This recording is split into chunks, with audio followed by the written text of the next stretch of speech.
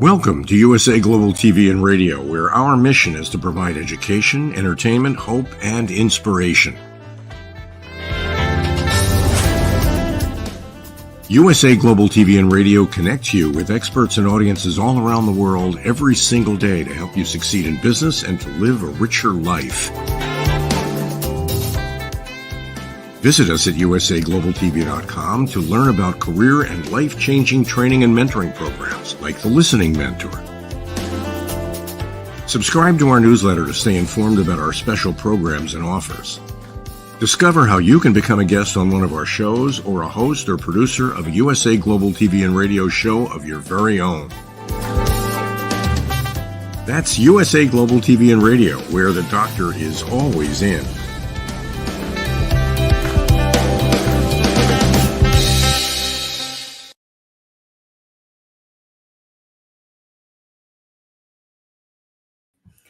Hello, USA Global TV and Radio watchers and listeners.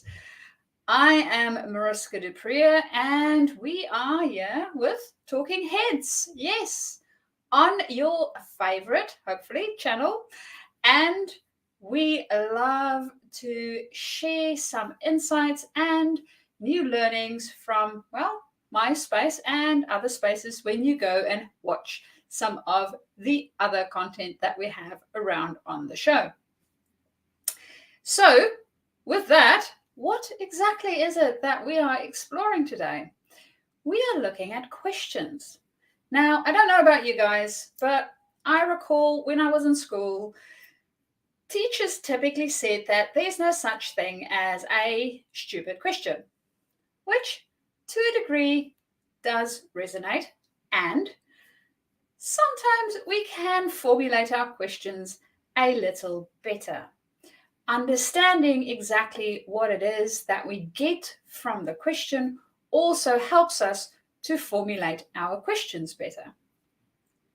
And as we are looking at our self-awareness, I thought question design and looking at how we formulate the questions and what happens once we ask the question to illuminate things about ourselves will also be helpful for us during this exploration of what exactly self-awareness is and how it works and, well, how we can do it a little bit better.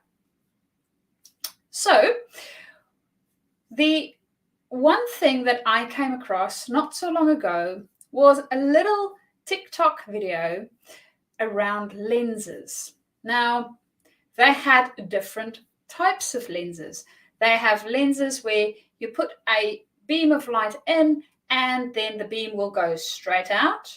Sometimes the beam will make a little fan. Sometimes the beam will actually go back in and be more concentrated.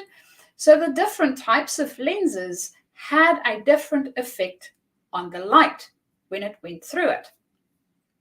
Now, if you have ever been to an optometrist, that's a bit of what they do too, right? So they test our eyes and they have a bit of a look at what exactly happens for our eye.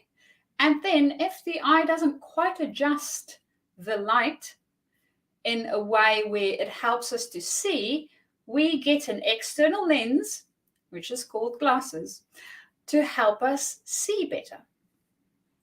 Now, how does all of this relate to questions, you might be wondering? Well, it relates to questions in the sense that whatever we start our question with also changes the output of what we will get once we ask that question. Now, to demonstrate this, let's first look at why questions. If we were to ask a question starting with why, or that has a why within the main piece of the question, what we are trying to do is, when we ask a why question, is we will get a reason. So think about, for instance, well, I know a lot of us has had this question before. Why did you do that? Well, it gives a reason. right? It also has the added effect that we go on defensive because now we need to explain ourselves. The general thing with a why question is typically that it would give reasons. So it looks at the reasoning or the thinking behind what it is that we are asking about. So that's what a why question does. So if we were to put a why lens in front of the thing that we are examining, we will get a whole bunch of reasons. This is also a great question that they typically use when they are trying to fault find. So in the engineering field, we do fault finding quite a bit. And one of the things that you do when you're fault finding is you ask why at least 5 times to get to a root cause. So for root cause analysis, you ask why up to 5 times. You can even ask it more times than that to find out exactly why the reason this thing failed, right? So that's one way of utilizing why so we can get to a reason. And in the case of root cause analysis, we get to the exact reason why the thing failed. Because we need to work through a few layers within the why paradigm to get to those deeper reasons or reasonings within that space. Now, why are great when we're looking for reasons as in root cause analysis, but it might not be great in other areas. So why? Wonderful question when we look for reasons.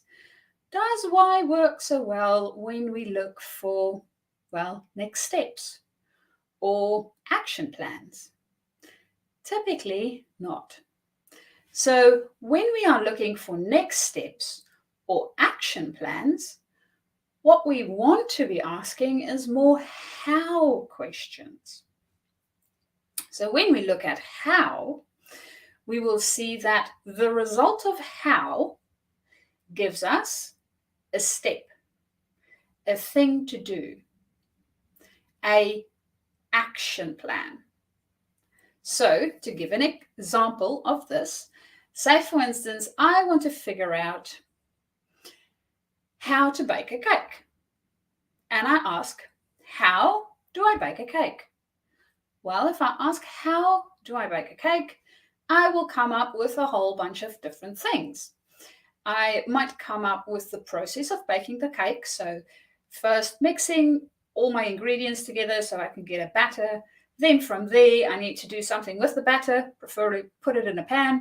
And then from there, I will put the pan in the oven at a certain temperature to then get the cake baked and take it out of the oven when it's ready. And voila, I have my cake. So that's steps in order to bake the cake. Now, that's typically what how questions give us. How questions look at the different steps that we need to take in order to get to a certain point.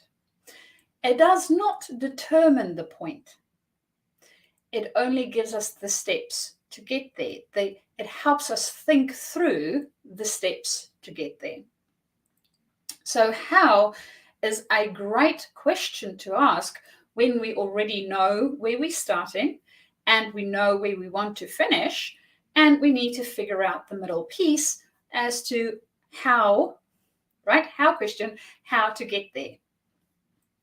So typically, how is related to more of a doing sort of approach that we might need to take. So I'm hoping that having explored the why now as to reasoning, the how as to steps that we might take, we are starting to see that there's a reason for utilizing different types of questions. Similar to lenses, we use different lenses to break light up and give us different things, outcomes at the end. So we have quite a few other types of questions that we can also use. So when you think at typical questions, we have why questions, we have what questions, we have where questions, we have when questions, and then we have how questions. Now we did the why questions, we know that's for reasons. We did the how questions, we know that's for doing. So what's going on with these other W's? When we look at where questions, that's sort of explanatory in the sense of if I ask just where, it will be an indication of place. So it might be, where did that happen? Where are we going for holiday? Where have you been? So all of those sort of where related questions has something to do with space and place. And that is how we will typically use a where question. When we look at a when question, we might think about, when will we go on holiday?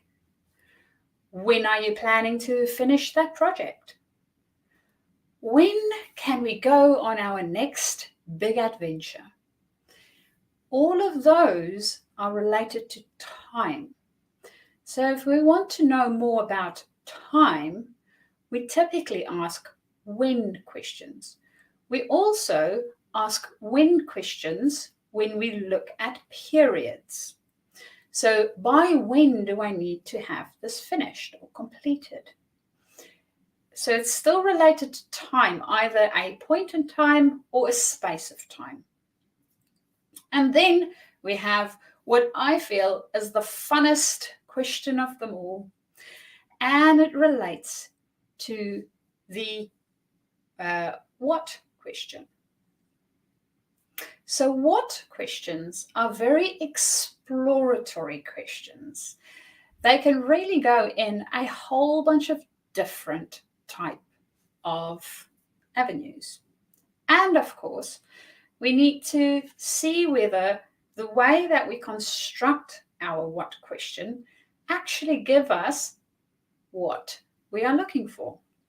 Because yes, what can be a environment or thing, but it can also explore a whole bunch of different things. So constructing our question and really thinking, okay, if I'm going to put the question this way, what will it give me? What's the outcome most likely going to be when I ask a question this way? So what questions especially within leadership, is one of those types of questions where it really helps us to explore what is happening within our team, within another person's thinking pattern. It also helps us to be curious. What is happening? Not a why is it happening, because that's only going to give us a reason. The what is happening is really looking at what's going on in the nuances within the space that we're working. What is happening within the nuances of the team that is working within the space where we are working. So a what question can look at quite a few different levels and layers and get into those nooks and crannies to expose more of what is happening within that space or environment, or even within the idea that we are exploring, or the brainstorming session that we have. So what questions are those questions that can really go in loads of different directions? And that's one of the reasons why I really, really enjoy a what constructed question. So, what questions can also be used, for instance, for direction. So if we think of a what question constructed as, what will we do next? It indicates that the what question we asked is looking for the next step. So we might ask a how question first to determine what the steps would be that we are looking at, or we might even ask a what question in that space. What are the steps that we need to take into consideration? So it really explores all the steps. And then we might ask a how question as to how do we go from step 1 to step 2? And it really gives us the practical implications of going from the one to the next. So you can start to see how our questions, the type of questions we are asking ourselves, will result in different outcomes for us. Now, the reason why questions are so important, especially when it comes to our own self-awareness, is there's been a number of studies done where they looked at the type of questions people that has a high self-awareness typically ask themselves. And I want to give you a guess which type of question comes up most. Yes, it's a what question. So typically for people with high self-awareness, they really want to get into the nooks and crannies and find out what is happening, what exactly takes place, or what they can learn from the experience.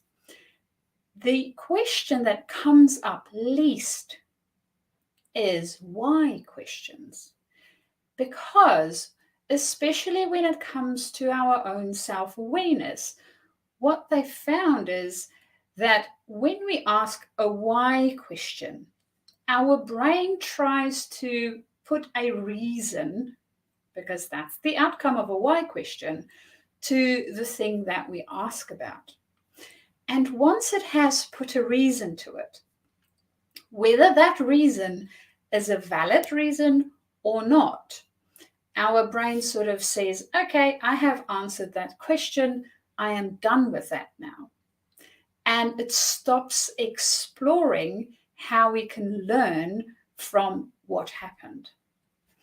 And that's where what questions really gives us all that juicy learning, regardless whether the environment or the situation was a fun situation or maybe a not so fun situation.